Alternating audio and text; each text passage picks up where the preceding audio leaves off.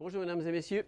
Ici Armand Charret. Bienvenue à l'émission Bâtisseurs d'avenir, dernière édition. Quand on parle de dernière édition, c'est parce que nous allons faire le portrait de 10 nouvelles entreprises de la région. Et au total, c'est plus de 30 entreprises que nous aurons couvertes dans le cadre de ce projet. Il y a de quoi en être fier et j'espère que vous l'êtes parce qu'il y a des belles entreprises dans notre région. Alors, pour lancer cette nouvelle série d'émissions, nous nous sommes rendus au domaine Forget, dans le cadre du 18e gala du défi Ose entreprendre, qui est un concours en entrepreneuriat, avec un volet étudiant et un volet adulte orienté vers la création d'entreprises. Alors, sans plus tarder, allons voir ce que nous réserve le contenu de ce gala, qui en soi fait appel à des futurs bâtisseurs d'avenir. Bonne émission.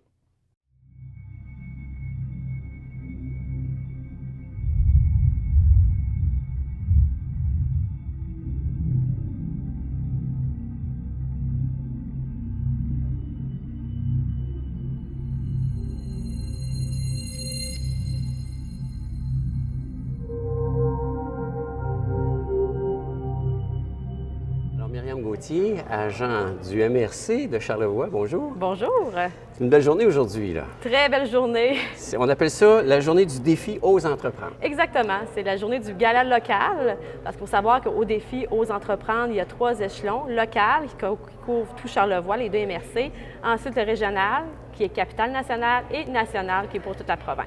OK. Donc, puis à travers tout ça, on touche à différents niveaux aussi, parce que là, on touche au scolaire, à tous les niveaux, mais on touche aussi à des vrais entrepreneurs. Au volet création d'entreprise, exactement. Ce volet s'adresse à tous les adultes, en fait, 18 ans et plus, qui ont un projet de démarrage, qui n'ont pas eu de revenus de vente avant le 1er avril 2015 et qui vont démarrer d'ici le 31 décembre 2016. En devenir, donc. Des futurs bâtisseurs d'avenir. Oui, il y en a qui ont démarré, il y en a qui ne sont pas encore démarré, donc on a un peu de tout là, cette année. OK. Ça fait 18 ans? Oui, c'est la 18e édition et cette année, justement, le défi auparavant s'appelait le Concours québécois en entrepreneuriat.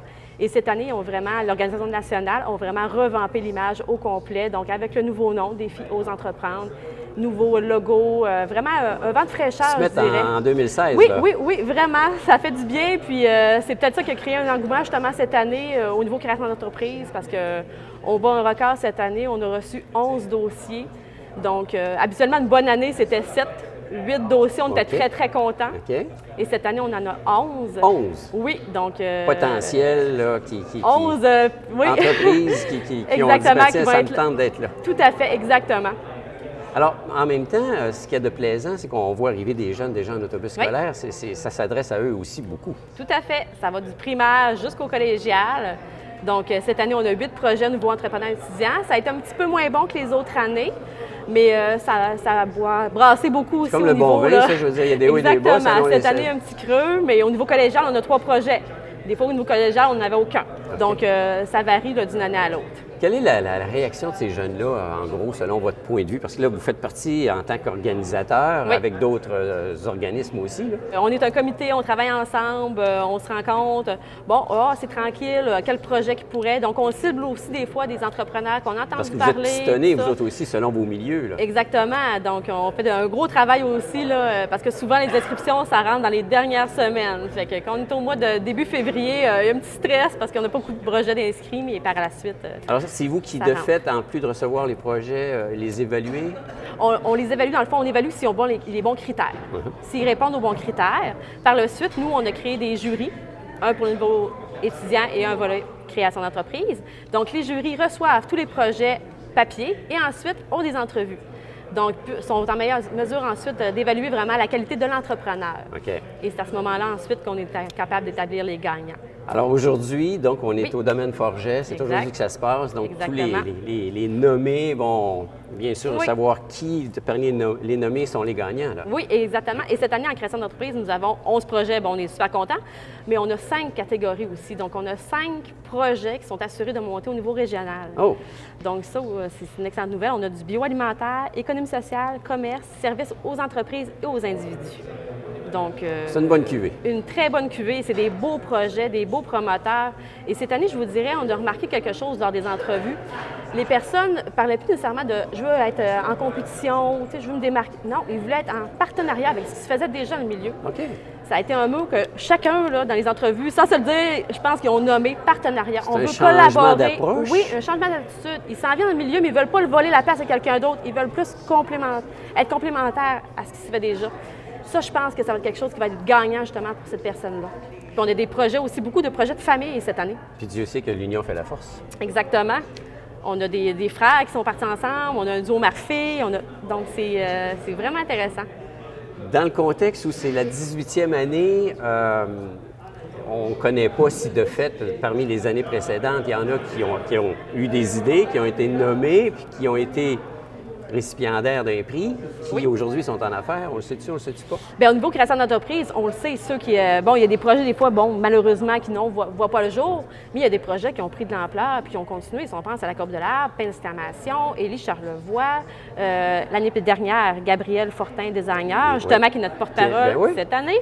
Elle, son entreprise aussi a pris de l'envol. Donc, c'est une énorme... C'est vraiment une belle porte d'entrée pour les entrepreneurs. Une belle visibilité. Donc, on peut dire qu'on va se rendre facilement à une 20e saison bientôt. Oh oui, ça, j'en doute même pas parce qu'on a battu un record d'inscription cette année, mais c'est pas juste au niveau de Charlevoix. En création d'entreprise, ça s'est répertorié aussi dans la région de la Capitale-Nationale, partout, donc ça va très bien. Puis Charlevoix, à travers toute la province en général, on s'en sort bien? On s'en sort tout le temps bien, oui.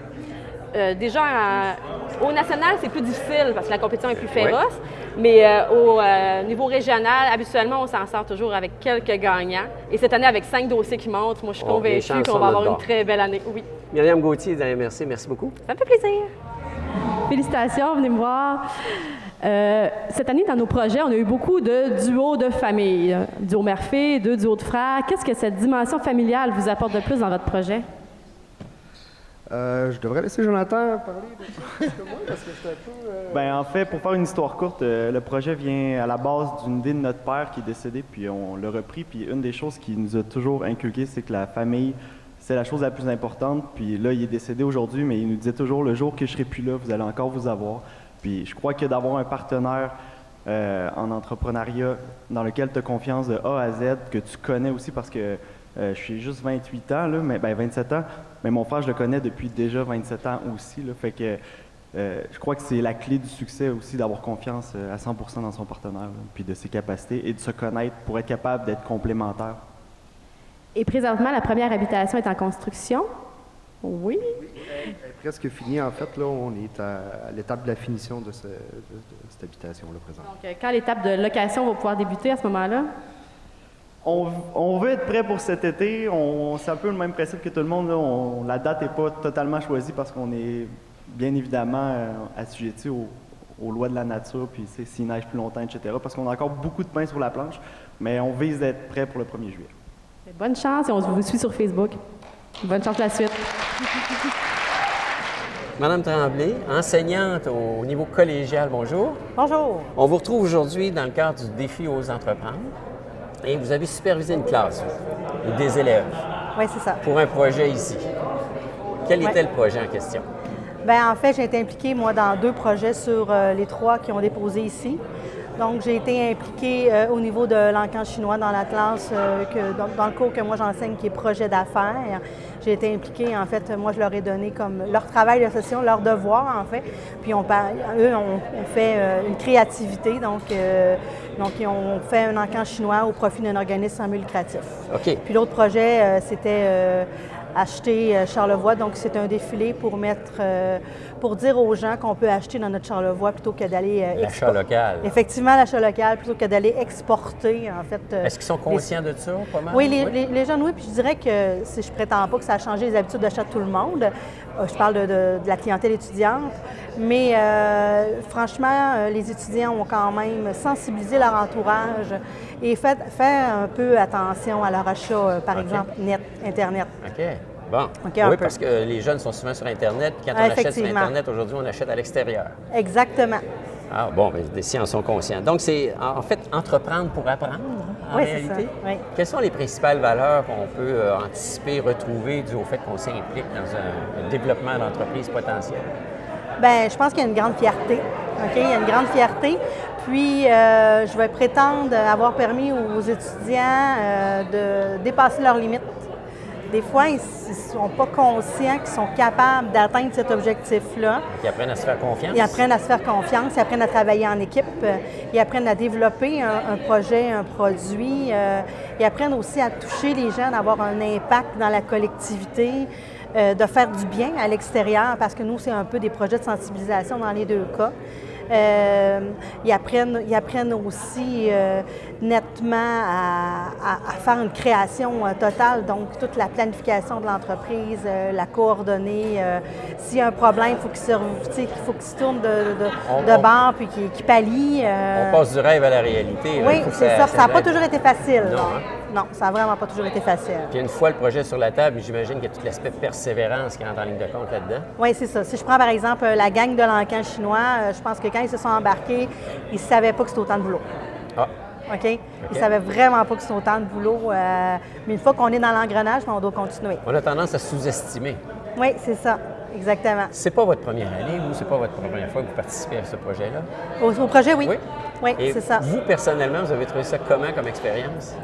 Ben, moi, vous étiez une sorte de mentor là-dedans, là, de guide? Oui, c'est ça, exactement. Moi, je les rencontrais de façon hebdomadaire.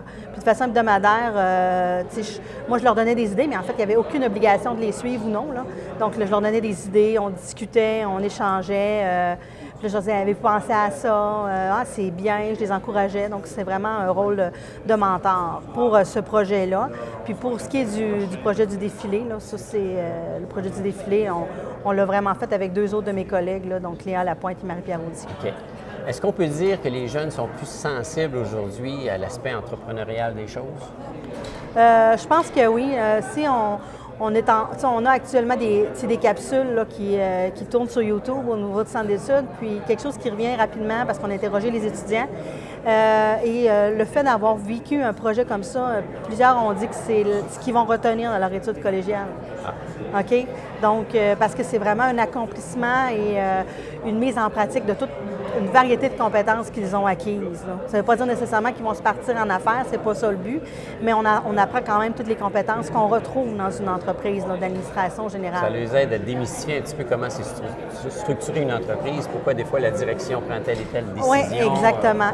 Et ça leur démontre aussi que c'est pas facile nécessairement. Des fois, le papier et la réalité, là, ouais. C'est deux mondes. Puis là, leur projet devait être rentable, puis il n'y a personne qui mettait dessus à part eux. Donc, il fallait qu'ils arrivent au bout du terme avec quelque chose de concret qui fonctionne. On peut dire mission accomplie? Moi, je pense que oui. Je pense qu'il y a une mission accomplie, là, effectivement. Là, Et une fierté pour le professeur. Ah, ben oui, c'est clair. Hein? C'est clair, là, franchement. Là, cette équipe-là, l'encan chinois, ils ont remis 4 700 $ à l'organisme, là, quand même. C'est pas négligeable. Non, c'est ça, allô. Puis, c'est ça, la matinée entrepreneuriale, qui est l'autre projet des étudiants de première année. Ils commencent le cégep, ils sortent du secondaire, puis ils devaient faire l'organisation d'une activité et toucher la région. Donc, pour eux aussi, c'est tout un défi en première session. Bien, on a besoin de jeunesse, on a besoin de sang nouveau, parce que je pense qu'ils ont fait la preuve qu'ils sont capables. Définitivement, je suis vraiment fière d'eux. Madame Tranvier, merci beaucoup. Ça me fait plaisir. Parce qu'il y a beaucoup de boulot et beaucoup de travail en arrière de ça, puis aujourd'hui, vous êtes tous des gagnants.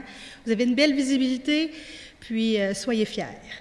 Donc, dans le volet étudiant, le prix est décerné au défi Acheter Charlevoix. Alors, Gabrielle Aufortin, porte-parole cette année de l'édition 2016 du défi Ose entreprendre. Bonjour. Bonjour. Félicitations d'abord, parce que là, vous êtes une porte-parole suite à une expérience que vous avez déjà vécue, parce que vous avez été participante à ce genre de défi-là. Oui. Dans l'édition de l'an dernier. Dans l'édition de l'an dernier, oui. Alors, votre projet, c'était de se lancer en design? Oui. En fait, mon projet, à la base, le point déterminant, c'est que je voulais rester en région. OK. Mais je voulais être capable d'être autant heureuse dans ma vie personnelle à Charlevoix que dans ma vie professionnelle à Charlevoix.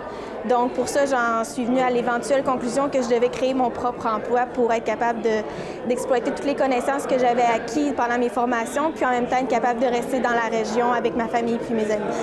Alors, vous êtes originaire du coin, oui. Vous êtes allé étudier à l'extérieur, oui. Puis vous êtes revenu. Bon, ben c'est le fun, ça, oui. C'est un bel accomplissement. Oui, oui.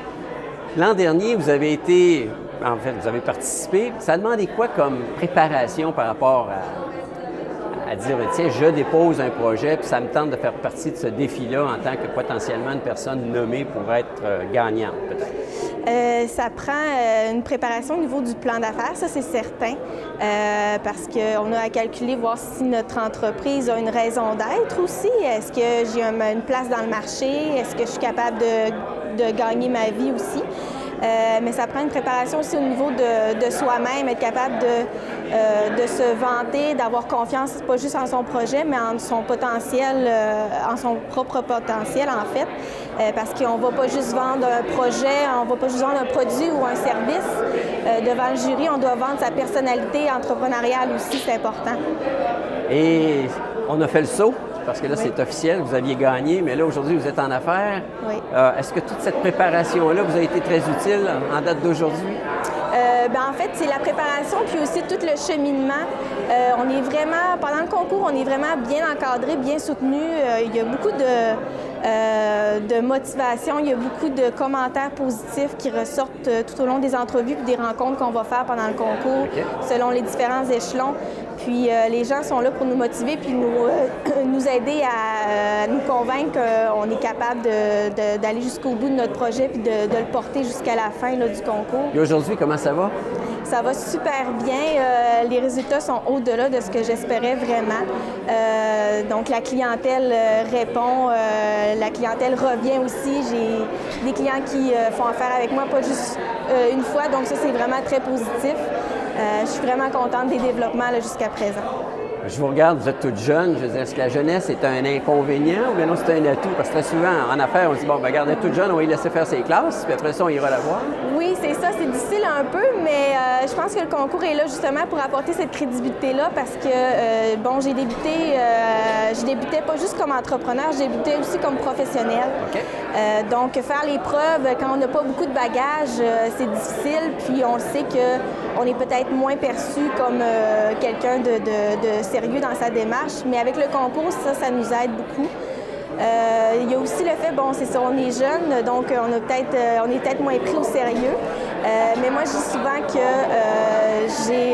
j'ai peut-être tout à prouver, mais j'ai rien à perdre, par exemple. Donc, je me motive comme ça, puis je me convainc, je me donne un peu de confiance comme ça aussi, là. Alors aujourd'hui, vous êtes la porte-parole de l'édition 2016 du Défi Ose Entreprendre. Ça représente quoi d'être porte-parole comme ça pour vous? C'est vraiment touchant parce que c'est aussi, bon, il y a beaucoup de jeunes entrepreneurs, c'est des gens de la région. Comme je le disais, moi, j'ai participé à ça, j'ai créé mon entreprise pour être en région. Donc, de recevoir cet honneur-là de la part cette reconnaissance-là de la part des gens qui viennent de Charlevoix, c'est vraiment flatteur, mais ça me touche vraiment beaucoup, beaucoup. Donc, je l'apprécie énormément. Alors, finalement, j'imagine que les organisateurs du défi, pour vous avoir choisi comme porte-parole, ils en sont fiers eux autres aussi. Je l'espère. J'espère que je suis à la hauteur de leurs espérances, mais c'est une super équipe, super dynamique. Ils ont fait une super belle job. Ils ont eu des belles candidatures. Ils ont même eu un record. Donc, je pense qu'ils ont vraiment, cette année, ça a vraiment été une bonne année, là. Je leur en souhaite plein d'autres aussi, là, mais cette année, je suis vraiment fière de ce que l'équipe a accompli. Puis, je suis contente d'être là pour eux. Si on avait un conseil à donner à tous ces jeunes-là aujourd'hui qui viennent assister au défi Ose Entreprendre, ça serait quoi? C'est malgré, peu importe le dénouement en fait du concours, je pense que ce qui est important, c'est qu'ils ont des idées, puis ils doivent les mener jusqu'au bout, de voir le développement de ces idées-là.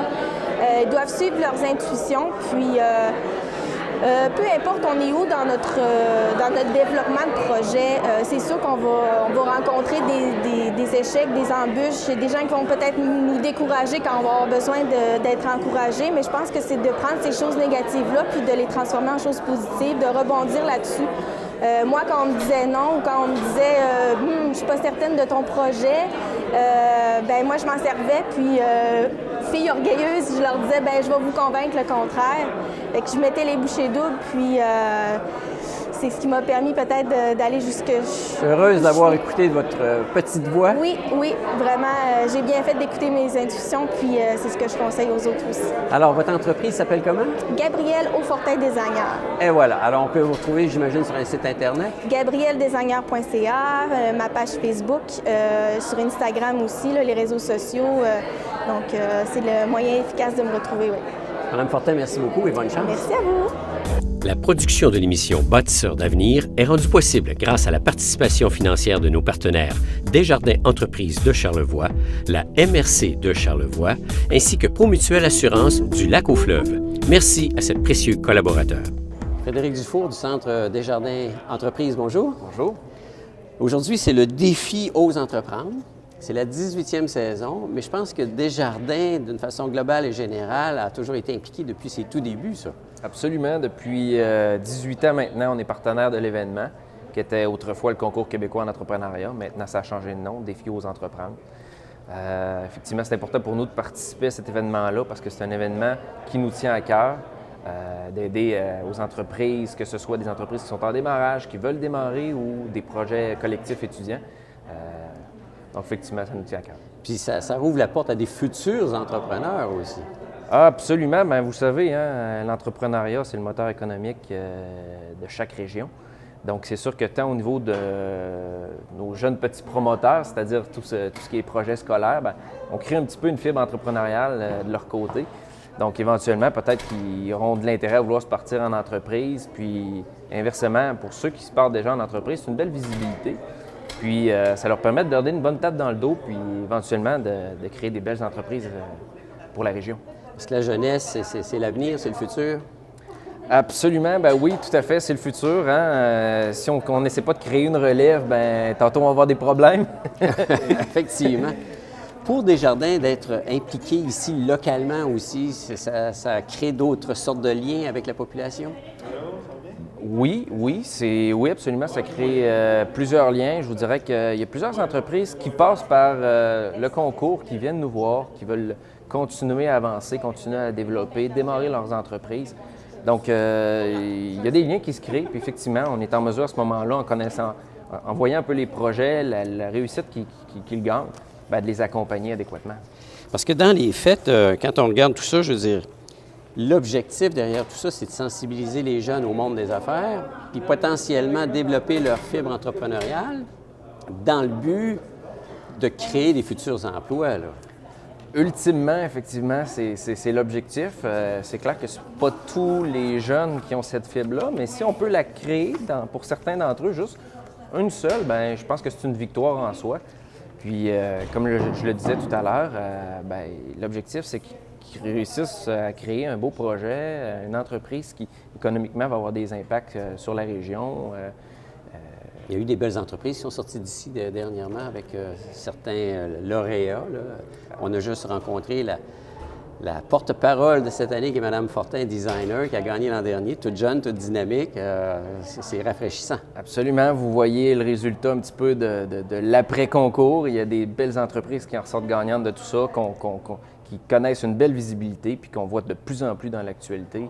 Donc, on est très, très fiers de cette réussite-là. J'aimerais féliciter tous les participants qui ont osé entreprendre, qui ont été, je crois, bien accompagnés par plusieurs organismes du milieu. Alors, à tout le monde, bravo et je vous souhaite la meilleure des chances et un grand succès dans vos entreprises.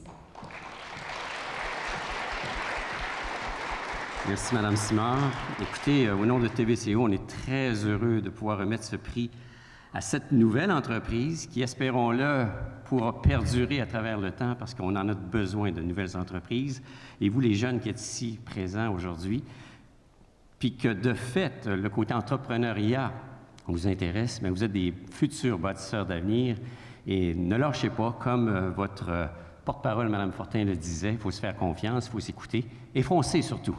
Alors, Mme Simard, si vous voulez bien nommer la personne ou l'entreprise qui a gagné. Alors, le prix est décerné à Mesdames Émilie Descoteaux et Lynn Girard pour leur projet chez Boco. Bravo! Félicitations! Alors, on a le plaisir d'avoir les gagnants du point de vue commercial, à ce que je sache, du défi Ose entreprendre édition 2018, en la personne de Mme Lynn Girard et sa fille Émilie Descoteaux, qui, de fait, vont ouvrir un nouveau commerce qui s'appelle Boco.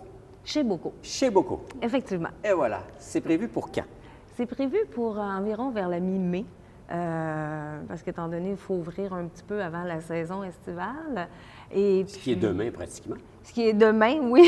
là, je vous dirais que là, justement, ça déboule. Ça déboule quand même beaucoup. Mais ça, vers la mi-mai. Comment est venue l'idée? Parce que là, c'est une perception, on a découvert qu'il manque quelque chose. Bien, c'est surtout grâce à ma fille. Oui, à Québec, j'ai souvent fait mon épicerie dans des épiceries en vrac, puis dans l'Ouest canadien aussi. Puis ça me manquait ici. Je m'établis ici avec ma petite famille, puis c'est quelque chose que je vais avoir besoin. Alors, c'est le voyage et le fait de sortir de Charlevoix qui a allumé une bougie et dit « Oups, il se passe quelque chose, ça manque dans notre région. » Il faut le ramener dans Charlevoix. Ah! Donc, mais en même temps, c'est parce que si on se lance en affaires, on a un peu l'esprit entrepreneurial. Aussi. Oui. On est bien appuyé, je crois. Mais moi, moi, je suis propriétaire d'auberge, l'auberge Larive à Saint-Joseph-Larive, et je voulais avoir pignon sur rue à Baie-Saint-Paul, sur Saint-Jean-Baptiste, parce que je me rends compte de plus en plus avec les intolérances au gluten et tout ça, et que ma clientèle, la clientèle touristique, déjeune, prennent le temps de déjeuner, prennent le temps de souper, et le midi, veulent plus avoir quelque chose sur le pouce, un petit encas, comme ils disent.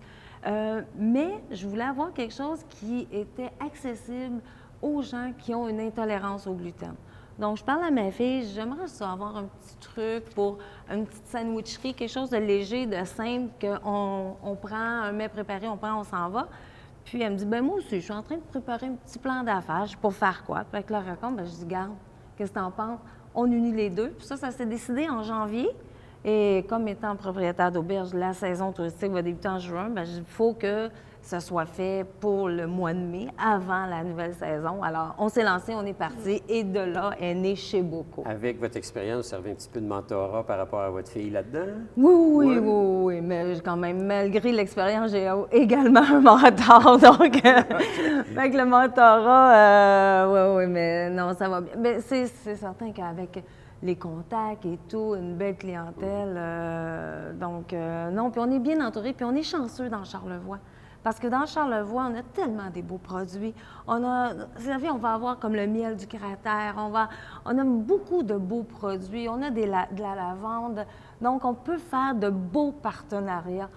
C'est agréable de travailler dans Charlevoix par rapport à ça. Parce que les produits que vous allez offrir, c'est assez varié, là. Ça peut être de la nourriture comme ça peut être autre chose. On va avoir des produits sanitaires aussi. On fait un partenariat avec les laboratoires de Monceau à Mirabel. C'est des produits qui sont bio, qui sont dégradables facilement dans l'environnement. Donc, shampoing, revitalisant, il va y avoir des produits ménagers aussi qu'on va pouvoir acheter toujours en vrac, la quantité désirée. Et on peut essayer un produit, si on l'aime, on peut revenir en chercher plein. Si on l'aime pas, on peut en essayer un autre. Puis on peut apporter son propre bocal parce qu'on veut acheter une petite quantité au lieu d'être une grosse quantité qui est standard quand on va dans des épiceries standards. Oui, c'est ça. Si vous voulez essayer la farine de sarrasin parce que vous ne connaissez pas ça, vous apportez votre pot maçon, puis on en remplit, vous l'essayez, puis ensuite de ça, on peut avoir des plus gros pots, puis sinon on va avoir des sacs en papier. Ah, donc une belle variété. Oui. Et je vois que l'avenir est déjà assuré, là. On prépare la relève. La troisième génération va suivre. Est-ce qu'ils iront dans un autre projet ou ils suivront ceux de la mère et de la grand-mère à suivre? Mais non, là, ce qu'il faut que vous fassiez pour le prochain mois, c'est de faire l'acquisition de vos bocaux, garder afin de récupérer vos bocaux de yogourt, de quoi que ce soit, vous l'apportez, puis ça va nous faire plaisir de le remplir avec vous. Vous allez être situé directement sur le centre-ville de Baie-Saint-Paul. Oui, c'est au 52 de la rue Saint-Jean-Baptiste. De la rue Saint-Jean-Baptiste, qui est voisin de chez... On a les Deux Sœurs, oui. Donc qui fait un beau suivi, parce que les Deux Sœurs, vous avez les poivrières, tout ce qui a rapport avec la cuisine. Donc, les Deux Sœurs, vous pourrez, exemple, venir chercher votre poivre chez Boco et aller chercher la poivrière chez les Deux Sœurs. On joint l'utile à l'agréable. Vraiment. On fait du social avec ça. On se promène de magasin à l'autre. Oui, c'est ça, effectivement. Bien, félicitations encore et merci. Bon succès surtout. Et n'oubliez pas vos Boco, il faut les apporter. Chez Boco. Merci.